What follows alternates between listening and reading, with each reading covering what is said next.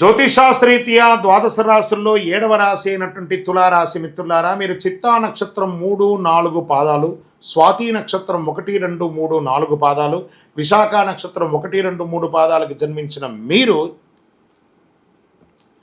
తులారాశి వారిగా పరిగణించబడుతున్నారు. ఈ అక్టోబర్ నెలలో మీకు శుభ ఫలితాలు ఎలా ఉన్నాయంటే, మీకు ముందుగా విజయదశమి శుభాకాంక్షలు మరియు దీపావళి శుభాకాంక్షలు మనం తెలుపుకుంటున్నాము.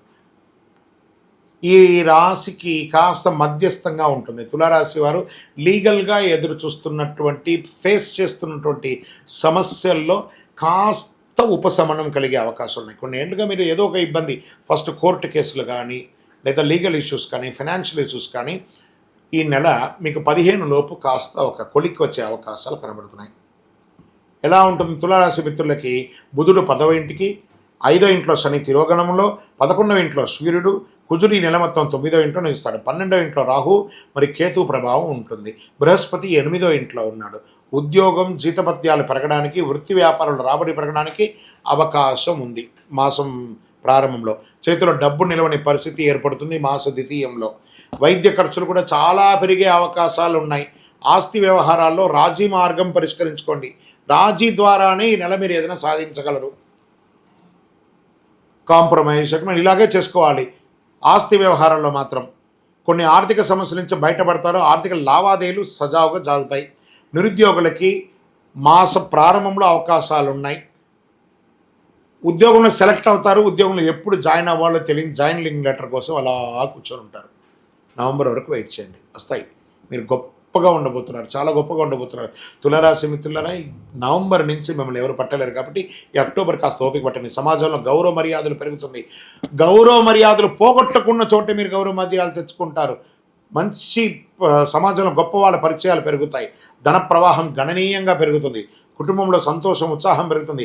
భార్యాభర్తల మధ్య అన్యోన్యత పెరుగుతుంది. ఇల్లు లేదా ప్లాట్ లేదా ఫ్లాట్స్ ఏమైనా కొనుక్కునే అవకాశాలు ఉన్నాయి. లేదా ఉన్న ఇంటిని వాస్తుపరంగా రిపేర్ చేసుకొని బాగుపరుచుకునే అవకాశం ఉన్నాయి. శత్రువులు వేధింపు కాస్త తగ్గుతుంది, ఆగిపోతుంది కూడా. పరోక్షంగా కూడా లాభం పొందుతారు. ఖరీదైన నగలు వస్తువులు కొనకండి. 10 మందికి నజర్లో పడతారు, జాగ్రత్త. మాస ద్వితీయంలో ఇంట్లో వస్తువులు దొంగలించబడవచ్చు, లేదా మీ యొక్క దస్తావేజులు దొంగలించబడవచ్చు, లేదా మీకు ఇబ్బంది పడే అవకాశాలు ఉన్నాయి. కార్యాలయంలో కాస్త ఇబ్బందులు వచ్చే అవకాశాలు ఉన్నాయి. సమాజంలో కూడా కాస్త ఇబ్బంది పడే అవకాశాలు ఉన్నాయి. కాబట్టి జాగ్రత్త. పదోన్నతి కోసం ప్రార్థన చేస్తున్నటువంటి ఉద్యోగస్తులకి మాస ద్వితీయంలో అది కొంచెం ఆటంకం వచ్చే అవకాశాలు ఉన్నాయి. ఇంకొక రకంగా చెప్పాలంటే ఉద్యోగం మిస్ అయ్యే అవకాశాలు కూడా ఉన్నాయి మాస ద్వితీయంలో తులారాశి వారికి.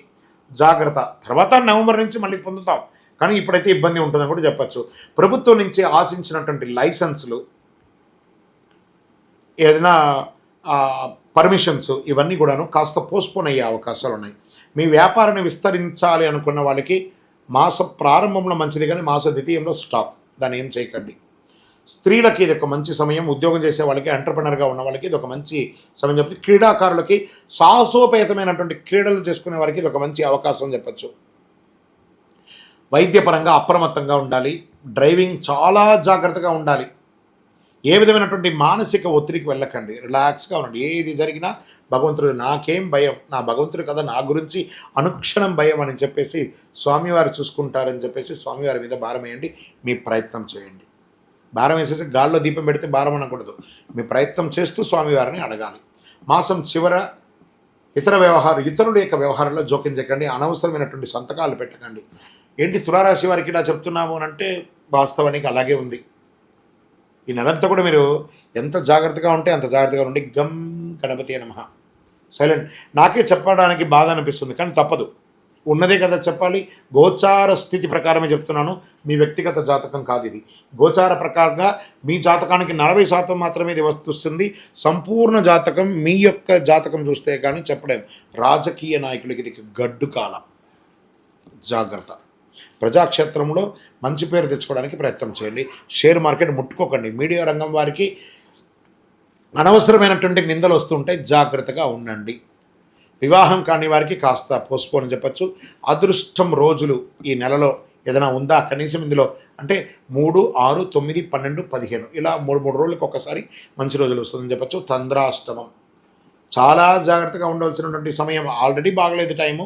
ఇంకా ఈ యొక్క చంద్రాష్టమం వేరే వస్తుంది.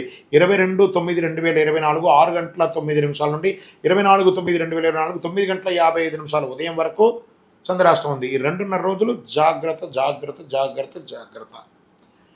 ఏం చేస్తే బాగుంటుంది? ఒక చండీ హోమం చేయండి, సప్తశతి చండీ హోమం చేయండి, దక్షిణామూర్తి ఆరాధన చేయండి, గణపతి హోమం చేయండి, ఆదివారాల్లో సూర్యుని ప్రార్థన చేయండి.